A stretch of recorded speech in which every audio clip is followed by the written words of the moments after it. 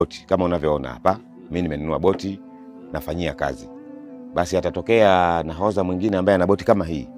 Badala ya kwenda kwa mganga ili afanikishe kwenye kazi yake, ataenda kuniloga mimi nisivue. Unaona tofauti unapokuja. Lakini ukitazama bahari ni kubwa na mtu anaweza kuvua sehemu tofauti na mwenzake bila kuonana. La pili, hawa samaki wenyewe. Naamini kwamba kuna baadhi ya samaki wengine wanatembea wakiwa na majini. Hawatembei samaki kama samaki peke yao. Sasa inalazimika kuna baadhi ya vijimambo vidogo vidogo uvifanye, hasa kwa maboti makubwa haya ya mitando. Kama ni vijikafara vidogo vidogo au kama ni dua, basi uweze kuomba ili Mungu akurahisishie kazi yako iweze kwenda vizuri. Kwa sababu uelewa fika kwamba tunao watafuta na wenyewe wana uhai na wanakimbia kufa. Alafu wewe unataka uwaue upeleke sokoni. Kwa hiyo hapa kuna na changamoto yake yani.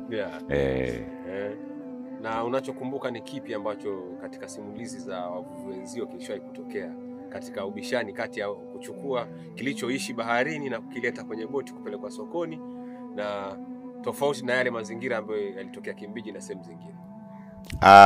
Mazingira ambayo yako tofauti au yanakuwa tofauti yanakuja kwa namna tofauti. Nikupa labda mfano, yupo bwana mmoja ambaye yeye alienda baharini kwenda kuvua, ni mvuvi wa mshipi. Lengo ni kuvua samaki. Kweli ametega mishipi yao baharini, wamekamata samaki wadogo. Sasa mshipi mkubwa ambao wanautegemea kwa huu ni mshipi wa kukamata samaki wakubwa, ukawa na wenyewe umeliwa na samaki. Wakaanza kuuvuta ili wampate huyu samaki alokula ule mshipi. Kwa hiyo wakavuta jamaa, akavuta mshipi ukawa unamshinda kwa sababu alichukua muda kidogo.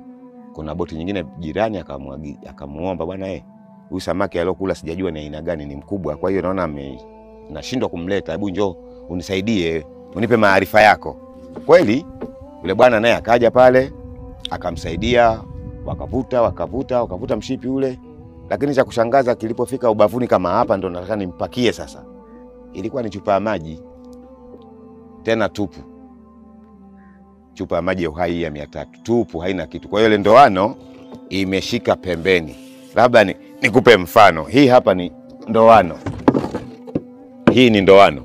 Kwa maana hapa ilienda kunasia pembeni ya ile chupa ikawa imezuia. Sasa ni jambo la kushangaza kwa kweli kwamba wao lengo lao ni samaki. Sio kwamba watavua chupa, lakini matokeo yake wakavua chupa. Kwa hiyo vitu vidogo vidogo kama hivi baharini vipo, vinatokea na vinawatokea watu tofauti.